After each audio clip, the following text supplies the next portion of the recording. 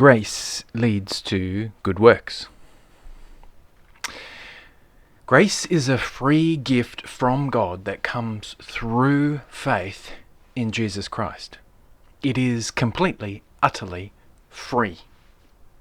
Grace may be a gift that is free from any hint of working for it, but it is not free from good works.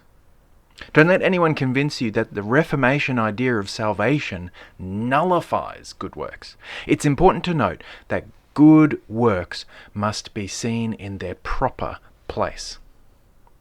As we see in the Ephesians, after going on about the gift of grace, Paul then turns to remind folks that our new creation, our regeneration, our new birth leads to good works.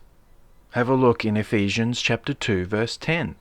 It says, "For we are his workmanship, created in Christ Jesus for good works, which God prepared beforehand that we should walk in them." God has always intended that his people should walk in holiness and pour out their lives in doing good for one another and outsiders. This is part of his plan. He prepared these good works beforehand. Like grace, God has already put everything in place, ready for you as a believer to dive headfirst into.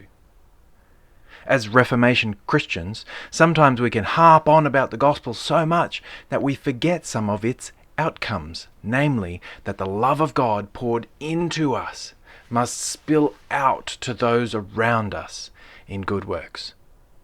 Don't use grace as an excuse to say, "Oh, I don't want to earn my salvation."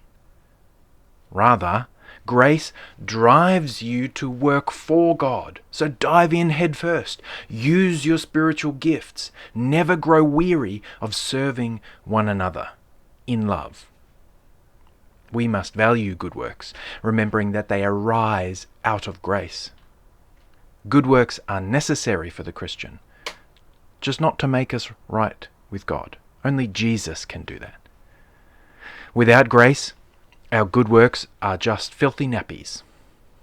Yet grace alone will put us in a place to do good works that are pleasing to God.